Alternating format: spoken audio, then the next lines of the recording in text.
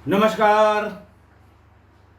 आज मैं फिर आपके सामने अपराध की एक और घटना लेकर आया हूं। आज के अपराध की घटना भी ब्लाइंड मर्डर्स के सीरीज की अगली अगली कड़ी है। आज की घटना मध्य प्रदेश के सतना जिले से संबंधित है और मैं पहले ही बता दूं कि ये ब्लाइंड मर्डर हत्या के 9 साल बाद खोला गया था।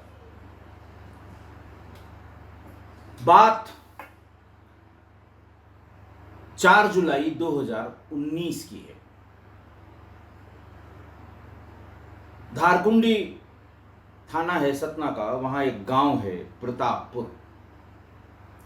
वहां से गांव वालों ने थाने को ये सूचना दी कि संजीव शुक्ला, जिनके पिता का नाम प्रेमलाल शुक्ला है, खेत के बीच में सिंचाई के लिए बने कुएं की सफाई के दरमियान एक बोरी मिली है, जिसको खोलने पर देखा गया तो उसमें नर कंकाल, कुछ कपड़े और एकाध आभूषण जैसे बिछिया, पायल इस तरह की मिले हैं। और उसी को देखने से ये पता लगता है कि ये किसी महिला की लाश है। पुलिस मौके पर पहुंची, उसने खुलवाया। दरअसल ये बोरी वो यूरिया वाली प्लास्टिक की बोरी थी। 2 बोरियों को सिलकर एक सिंगल बोरी बनाई गई और उसे अच्छी तरह से सिल दिया गया। इसीलिए भीतर जो भी शव था या जो मस्कुलर चीजें थीं वो सब धीरे धीरे गल गईं।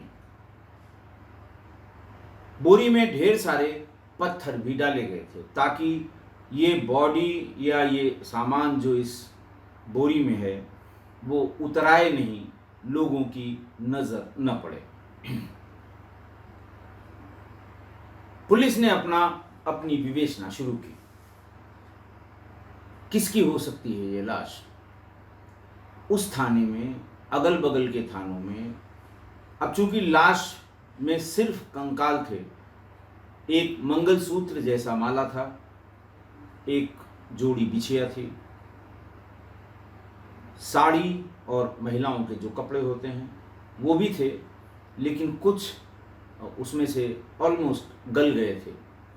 पानी डालने पर वो उसका रंग या उसका जो उस पर प्रिंट है वो साफ दिख रहा था। हालांकि वो जो नायलॉन या ये कह लें कि पॉलिएस्टर की जो साड़ी थी वो गली नहीं थी, बाकी कपड़े गल गए थे। बाहर निकाला गया, फोटोग्राफ ली गई, फॉरेंसिक की टीम आई, फॉरेंसिक एविडेंस उस लाश से जितने निकल सकते थे उतने निकाले गए। पोस्टमार्टम के लिए जब उसे भेजा गया तो इस रिक्वेस्ट के साथ भेजा गया कि इसकी डीएनए सैंपलिंग जरूर कर ली जाए, हो सकता है इसके पहचानने में दिक्कत हो रही हो। कई दिन तक पुलिस ने किसी 10 साल पहले तक किसी महिला की गुमशुदगी या उसके गायब होने के बारे में सूचना इकट्ठा की और हफ्तों तक वो सूचनाएं आती रहीं। पुलिस उनको मैच करती रही, साड़ी के कलर से, पहने हुई माला से और बिछिया से, लेकिन कुछ भी पता नहीं लगा। कुछ भी का मतलब कुछ भी पता नहीं लगा। फिर वहां के कप्तान साहब थे रियाज इकबाल सतना के, 2019 में ये वहां एसपी थे। इन्होंने फिर इन्वेस्टिगेटर्स और संबंधित अधिकारियों की मीटिंग बुलाई और उनसे ये कहा कि ये कुआं न तो सड़क के बगल में है, न कहीं मेन रोड पर है, न ही किसी मोटरेबल रोड के आसपास है कि किसी ने बाहर से लाकर इस लाश को वहां फेंक दिया हो। लिहाजा उसी गांव या आसपास के गांव में ये तलाश की जाए कि पिछले 10 वर्षों में क्या कोई महिला गायब हुई है। क्योंकि फॉरेंसिक वालों का ये कहना था कि साहब चूंकि प्लास्टिक की बोरी थी इसलिए वो गली नहीं। प्लास्टिक की उस यूरिया की बोरी में आपने अगर कभी ध्यान दिया हो तो उसमें मैन्युफैक्चरिंग की डेट और यूज्ड बिफोर भी लिखा होता है, वो सब भी इंटैक्ट था। बोरी करीब करीब 10 साल या 12 साल पुरानी थी। जो उस पर मार्किंग्स थी उसके हिसाब से, जिस कंपनी की यूरिया थी और जो उसकी मार्किंग थी, कहाँ के लिए इशू हुई थी, ये सब चीज़ें उसमें लिखी हुई थी। तब ये डिसाइड किया गया कि हम इसी कुएं के आसपास की लोकेलिटी में कंसंट्रेट करेंगे। पुलिस ने अपना काम शुरू किया। बीट कांस्टेबल्स आसपास के जो जिलों के थे उनसे कहा गया कि गांव में जाकर देखें कि क्या कोई महिला, क्योंकि रिकॉर्ड्स में इस तरह की किसी महिला के गायब होने की कोई सूचना उस पीरियड में, जिस पीरियड की वो बोरी थी, नहीं थी। पता करते करते पुलिस को सफलता मिल गई। पता ये लगा कि गांव प्रतापपुर के रामपाल साकेत की पत्नी करीब 9 साल पहले गायब हो गई थी। गांव में ये अफवाह थी कि उस पर कोई भूत प्रेत आ गए, रात में वो चलती थी और किसी समय वो वहां से निकल गई, उसके बाद उसका कुछ पता नहीं लगा।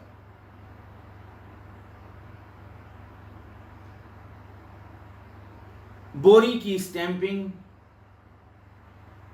यूरिया के उस बोरी की, उसका ब्रांड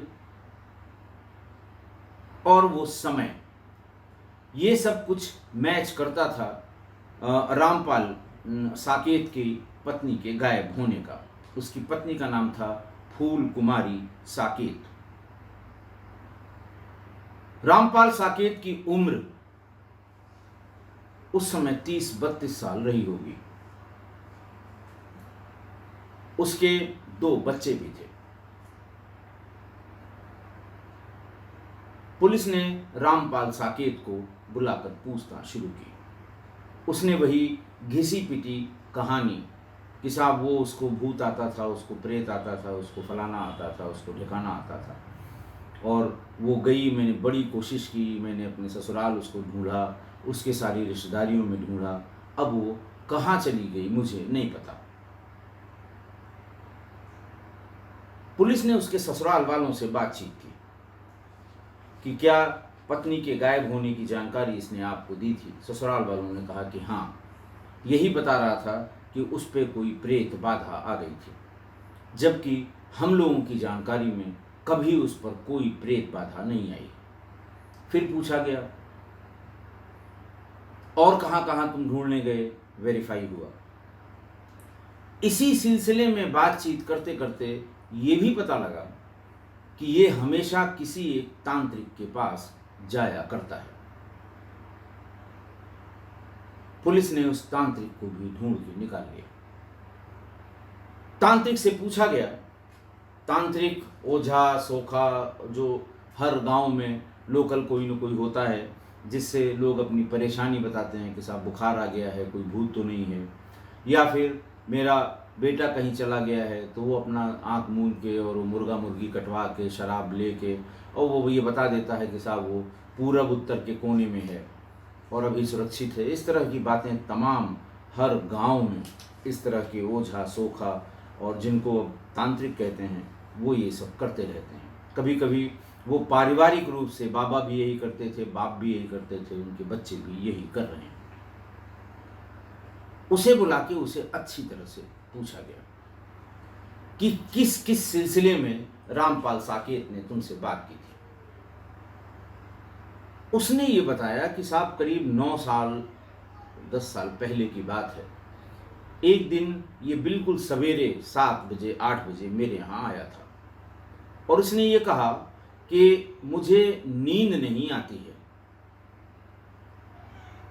मैं बहुत परेशान रहता हूँ, पूरी पूरी रात मुझे नींद नहीं आती है, देखिए इसमें कोई प्रेत बाधा तो नहीं है। उसने ये भी बताया था कि उसकी पत्नी पे कोई प्रेत बाधा आती थी, मैं उसे लेके आपके यहाँ आने वाला था, लेकिन बीच में ही रात में वो कहीं चली गई, आज तक नहीं लौटी। पुलिस ने पूछा तो फिर तुमने क्या उपाय बताया। उसने कहा कि साहब इनका जो घर बना हुआ है वो कहीं नीचे उसमें कोई कब्र या कोई किसी की आत्मा वहाँ दबी हुई है, इसलिए इसको नींद नहीं आती थी। मैंने यही बताया था। उसके बाद से इसने दोबारा मुझसे संपर्क नहीं किया, कभी नहीं आया। पहले आया करता था, बच्चे जब हुए थे तब भी आता था ये पूछने की लड़का होगा कि लड़की होगी, इस तरह की बातें उसने घरेलू छोटी मोटी। लेकिन उस दिन के बाद से 8 साल से वो कभी हमारे पास नहीं आया। तब पुलिस ने रामपाल साकेत से पूछना शुरू किया कि अब नींद आती है कि नहीं आती है, क्या बात थी उस समय। बाबा जो कह रहे हैं इन्होंने वही बताया था कि कुछ दूसरा बताया था। जब श्रीमान जी कह के बातचीत होती रही, उसने कुछ भी बताने से इनकार किया था। लेकिन फिर जब पुलिस अपने पर आ गई तो घंटे 2 घंटे बाद बिल्कुल तोते की तरह सारी बातें उसने बता दी। उसने ये बताया कि हमारे 2 बच्चे हो गए थे, हमारी 2 लड़कियां थीं, हमें लड़के की लालसा थी। बीच में मुझे ये शक हुआ कि मेरी पत्नी प्रेग्नेंट है। मैंने उससे पूछा, उसने कहा नहीं तुमको शक है, मैं प्रेग्नेंट नहीं हूं।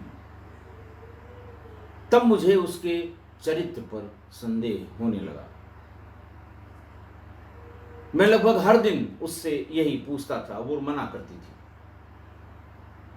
लेकिन उसे देखकर मुझे शक होता था कि ये जरूर प्रेग्नेंट है।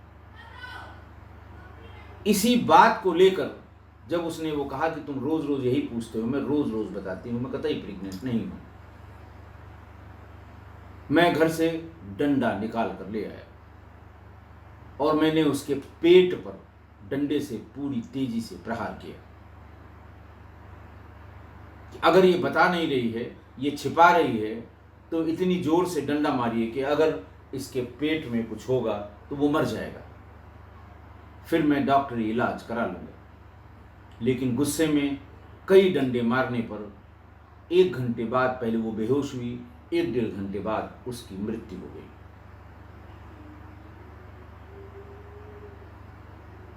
उसने तब भी जानने की कोशिश की कि पेट में कुछ है तो नहीं, लेकिन फिर घर में जो यूरिया की बोरी थी उसको निकाला, उसकी सिलाई की और उसमें अच्छी तरह से उसको रखा, ऊपर से फिर सिलाई की, ऊपर से उसको अच्छी तरह से बांध के घर के ही आंगन में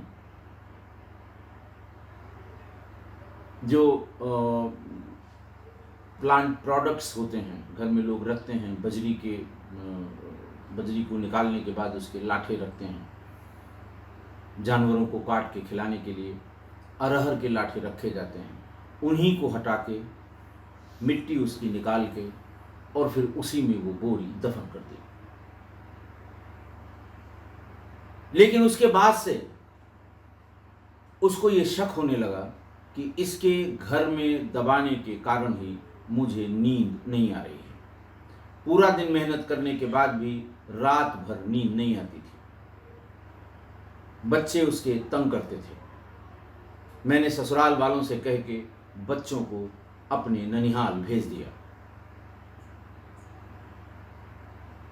धीरे धीरे करीब साल भर होने लगे और मेरी तबीयत बिगड़ने लगी, तो मैं उसी तांत्रिक के पास गया। तांत्रिक से मैंने कोई बात ऐसी नहीं बताई कि उसे शक हो, लेकिन बातचीत में मैंने कहा कि मुझे नींद नहीं आने की समस्या है और उसकी वजह से मेरी तबीयत खराब होती जा रही है। तो फिर वही तांत्रिक, तो उसे 1 बोतल शराब चाहिए थी, 1 मुर्गा मुर्गी चाहिए थी, अंडे चाहिए थे, और फिर वो एक धुनी रमाए बैठा हुआ सामने बिठा दिया। पूरा ड्रामा करते हैं गांव के इस तरह के तांत्रिक, पूरी फिल्मी स्क्रिप्ट की तरह काम करते हैं, जोर जोर से चिल्लाते हैं, चीखते हैं, सिर को झटकते हैं, बाल इधर उधर फटकारते हैं। और उसके बाद उसने बताया कि तुम्हारे घर के नीचे कोई पुरानी कब्र है, और एक दिशा भी बता दी कि फला फला दिशा में होगी। मैं उसकी बात सुनकर डर गया। हालांकि जो दिशा उसने बताई थी वो गलत बताई थी। मेरी पत्नी को जहां मैंने गाड़ा था, मुझे पूरा शक हो गया कि जो मुझे शंका थी कि पत्नी के यहाँ गाढ़े होने की वजह से मैं इतनी परेशानी से गुज़र रहा हूँ, इसीलिए उस रात ही मैंने गहरा गड्ढा करके उस बॉडी को निकाला। साल भर बीतने के बाद भी उसमें बड़ी तेज दुर्गंध आ रही थी। रात करीब 1:30 बजे मैं उसे निकालकर कंधे पर लाद कर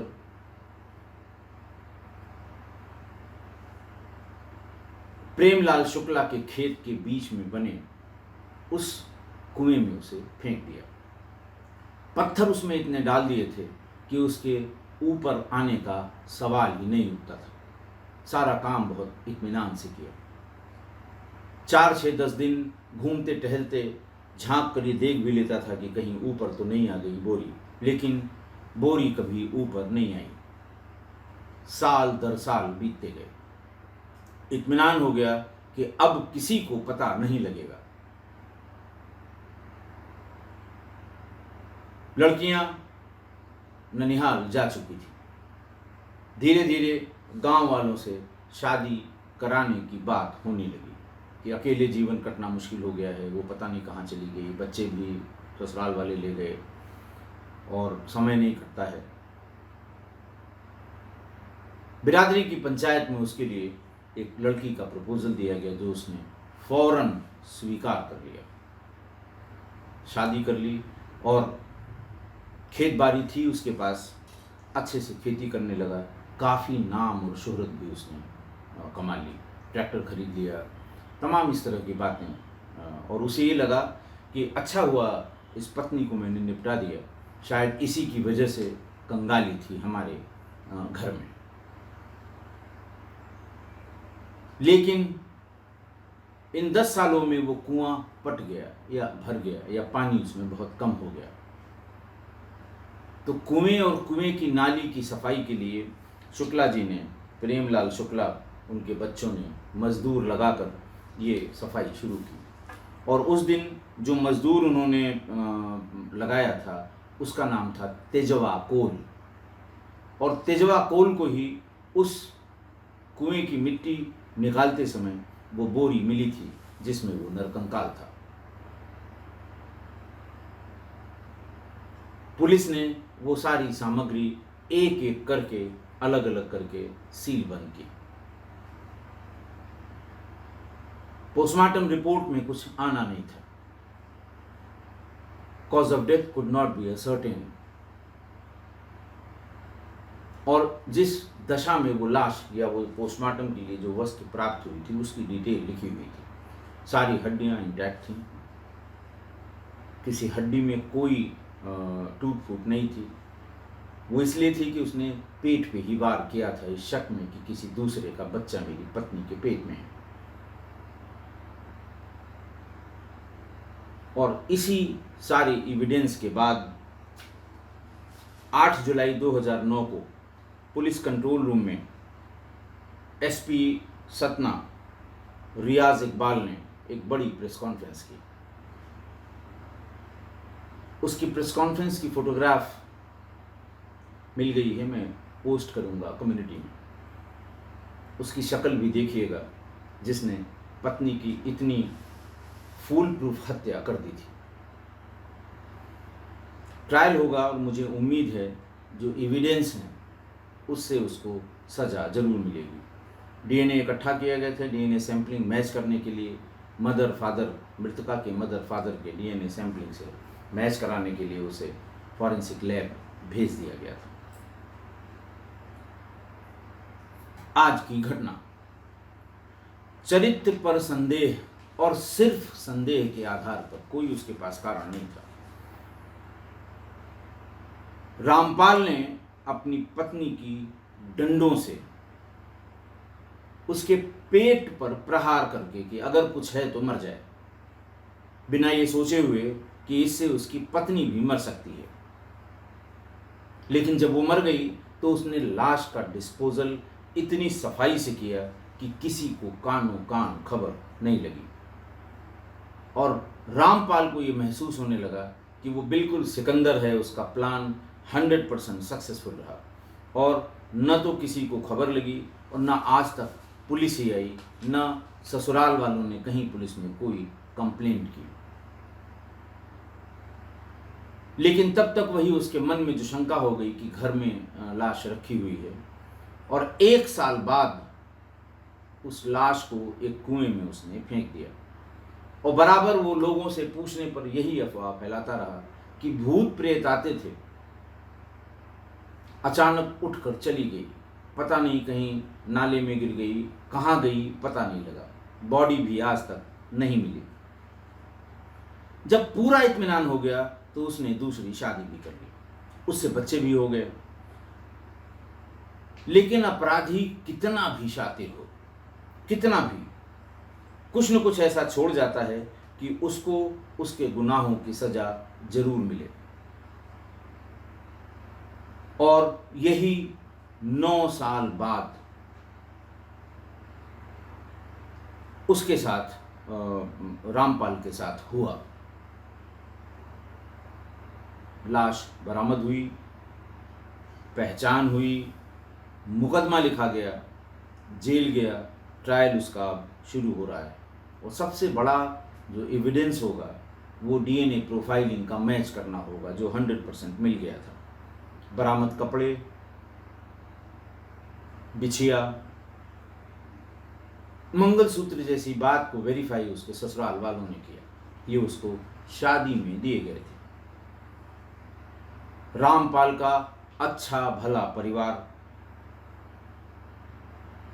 उस समय वो अपनी शोहरत की बुलंदी पर भी था। गांव में उसने अच्छी खेती बाड़ी करके काफ़ी नाम 10 सालों में, 8 सालों में कमा लिया था। लेकिन एक ही झटके में सब बर्बाद हो गया। बॉडी मिली और सब बर्बाद। दूसरी पत्नी भी बच्चों को लेकर चली गई। रामपाल जेल में ही है, अब भी जेल में है। बशीर बद्र साहब ने, पता नहीं ये जो शायर हैं, कवि हैं, लेखक हैं, इन चीज़ों को कैसे फोर्स ही कर लेते हैं। कितना ये जिस इनका मन जो है या इनकी सोच कहाँ कहाँ तक जाती है। इसी सिचुएशन के लिए बशीर बद्र साहब ने एक शेर लिखा है। लिखा कि शोहरत की बुलंदी भी पल भर का तमाशा है, शोहरत की बुलंदी भी पल भर का तमाशा है, जिस डाल पर बैठे हो वो टूट भी सकती है। आज की इस घटना पे बहुत मौजू है ये बशीर बद्र साहब का शेर कि जिस डाल पर बैठे हो, ऊंचाई के एक पेड़ के डाल पे बैठ के शहंशाह की तरह आसपास सब जगह नज़र रखने वाला, उसके दिमाग से ये उतर गया कि ये डाल टूट भी सकती है, वो नीचे गिर भी सकता है, उसकी जान भी जा सकती है। आशा है आप मेरी इस बात से सहमत होंगे। आज के लिए इतना ही। बहुत बहुत धन्यवाद।